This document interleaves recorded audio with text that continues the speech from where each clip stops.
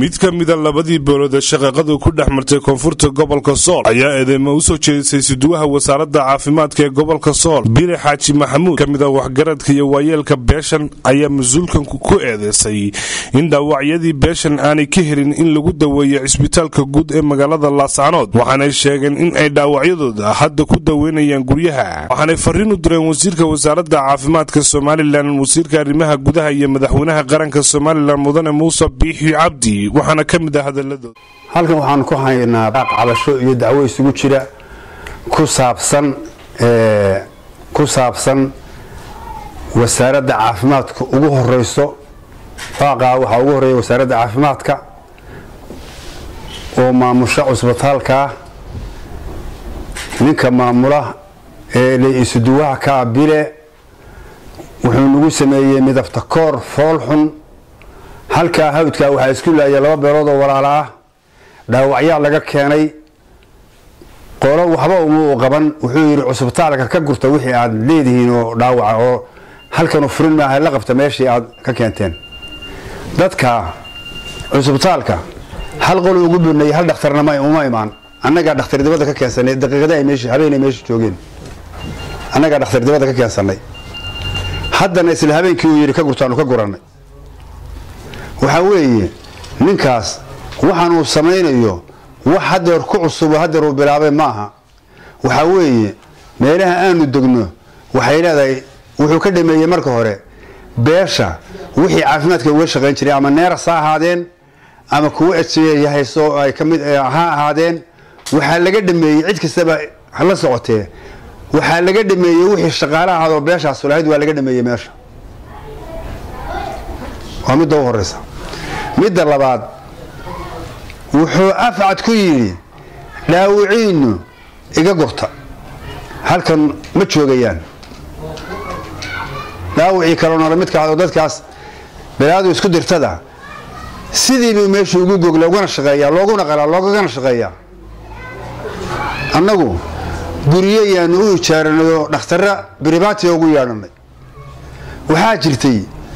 ambalaasyo laga soo diray maamulka dhexe soo diray oo laga soo diray berberiyo dhulka Hargeysa afar baadeedin laba baadeedin buu yiri hal qofna rooma qaadin anaga afartiiba wuxuu siiyay beelshi kale u siiyay ninka waxaanu kaga cabanaynaa yaani isaga iyo wixii uu isaga la shaqeynayaba habka midabta koorka foolxumada leh oo nagu sameeyo waxaanu uga dacwoonaynaa wasiirka caafimaadka iyo dawladda dhexe yaanu uga dacwoonaynaa waxaanu jecelahay dacwadayada in la ka ajibaanu jecelahay iyo dacbashadayada in la ka ajibo ayaanu jecelahay ninka farmashiin ejeeyada aanu lahayn ama waxa ka dhisnaadeen dabataag ama waxa ka dhisnaadeen dhumay annagu aanu tabarruc ku dhisnay in daawo la geeyo wuu diiday in dhakhtar la geeyo wuu diiday haddii alla qadarkeeda leeyahay qof kasta ka amar qaato oo ama qofka hooseeya ka amar qaato ama qofka sareeye ninka waxaanu doonaynaa in wasiirka caafimaadka maamulka caafimaadka haddii alla qadar dawladda dhexe inay fiiro u yeelato waxna noo qabato ayaanu u baahanahay aan dawladda ka codsanayna waxa weeye ninkaas aan anaga dacwadayadu waxay ku wajahan tahay ninka caafimaadka haysta qof kasta ha caawansado amar ha ka qaatee ninkaas dacwadayadu ku wajahan tahay waxaanu codsanaynaa maamulka dhexe wasiirada yimid ee wasiirka arrimaha gudaha ugu horeeyo in dacwadayada iyo cabashadayada wax laga qabto nala fiiriyo hadii aanu dad been abuur iyo magaciisa wadno waxaanu markhaatiyaal haynaa oo kicinaynaa inuu yiri waagu ugu bariin cusbitaalka dadkiina ka saar dadkiina cusbitaalka qolada kalena waa saaraya qoladii kale ma uu saarin ilaa iyo hadda sidii cusbitaalada looga shaqeynaya cusbitaalku ama waynu noqdo cusbitaal ninkaas iyo wixii la xulufiyay doonaan ay ka yeelaan ama uu noqdo cusbitaal dawlad sidii la arki jiray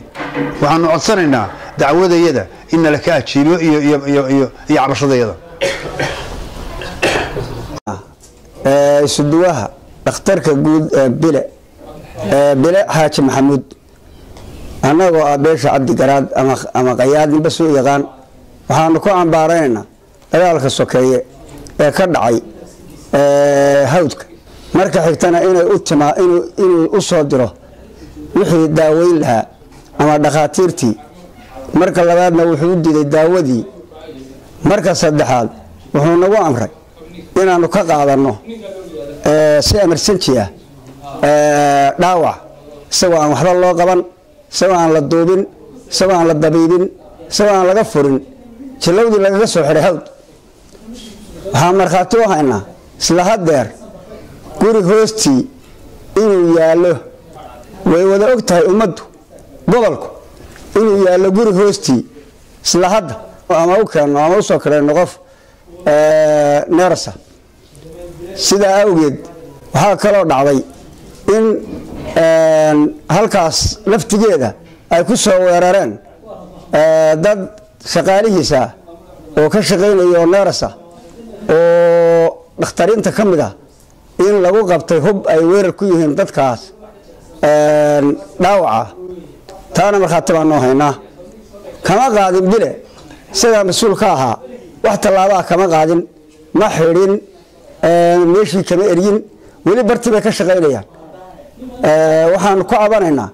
maadaama labadii beeloodba meesha yimaadeen dadkaas olaada sukeeye isku dhufatay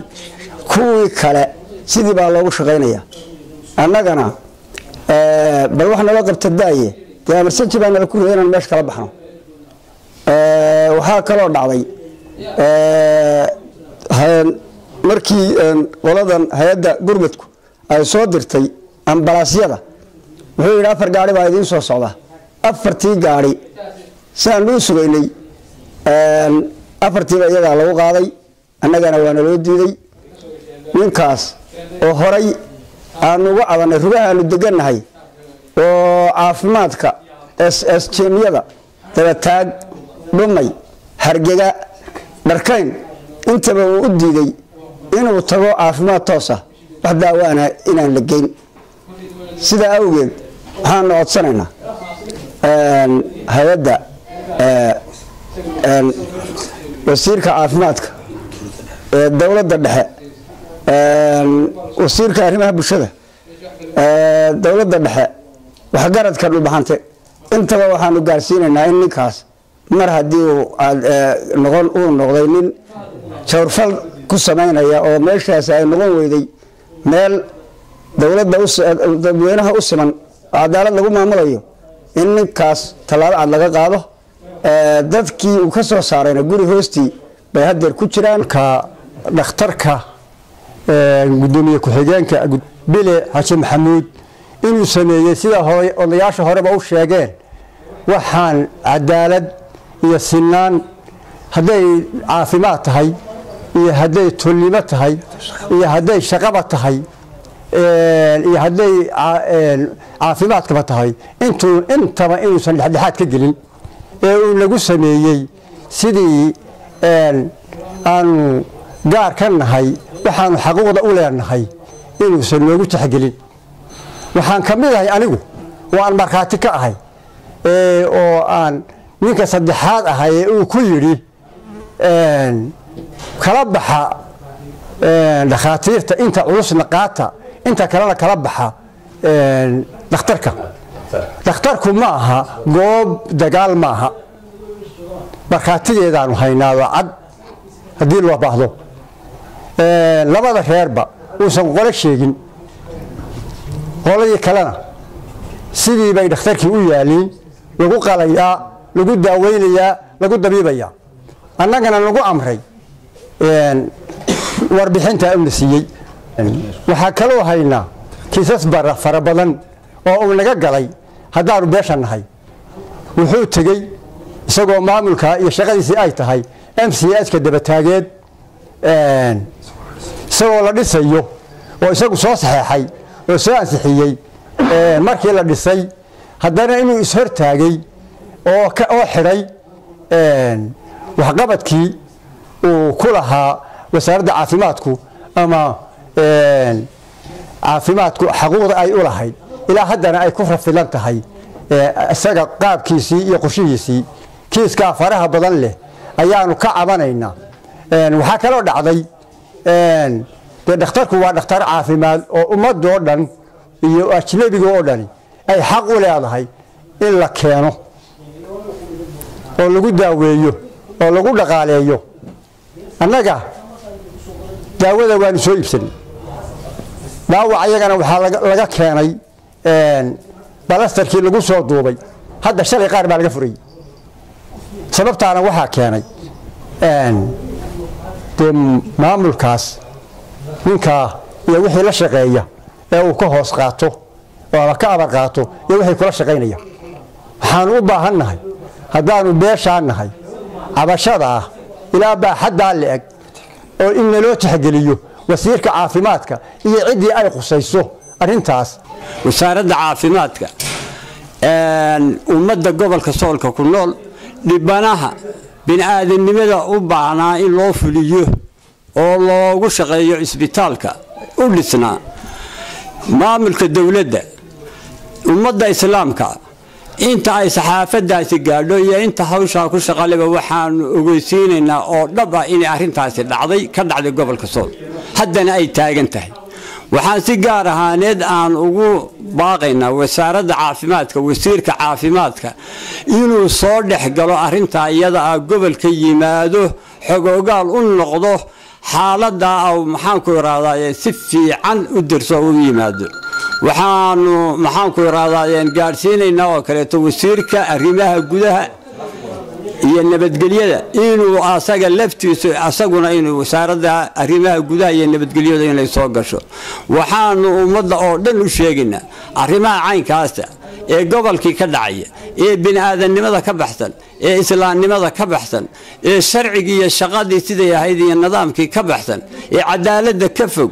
waxaanu ummadda u sheegaynaa waxaasi wax loo adkaysan karo inayan ahayn waxa gobolka ka jiraana ay waxaasoo miidhan ay yihiin mas-uuliyiinta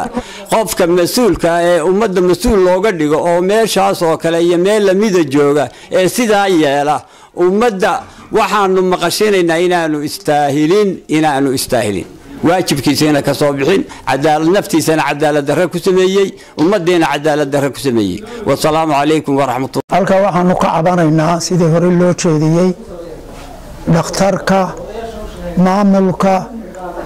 gobolka weyn ee dhakhtarka weyn ee gobolka naascaanow ina xaaja ebile xaaji maxamuud ayaanu ka cabanaynaa isagoo aanu kaga cabanayno shaqaaqadii dhacday ee dowladda Soomaaliland og tahay ummaduna og tahay dhaawacii la keenay ee cusbatalka la keenay inuu midab kala sooc ku sameeyay annaga oo codsanayna wasaaradda caafimaadka wixii ay qusayso dowladda dhakhtarkii weynaa ee gobolka Sool ee ummadda loo dhisay ee shacabku u siman yahay ee dowladda ay ku daryeesho shacabkeeda isagoo midab kala sooc ku kala soocay oo ugu kala soocay sidii la sheegayay waxaanu su'aal noo ah dhakhtarku ma dhakhtar ka dhaxeeya ummadda oo shacabka ka dhaxeeya Sool hawshii meeshaanu marinaynay ee cabadanka ahaa annagoo bila xaaji maxamuud ka cabanayna tallaabada uu qaaday isagoo oo dhaawicii sidaana horeyba u nidhi annagoo boqolkiiba boqol ka xishoonayna inaanaan waxaan jirin aanaan sheegin dowladdana u sheegin ee sheegashana ku sheegin waxaanu sheegaynaa waa wax cad midab kala sooca inuu sameeyey cabatinkayaga waxaanu ku soo ururinaynaa annaga oo ka cabanayna bila xaaji maxamuud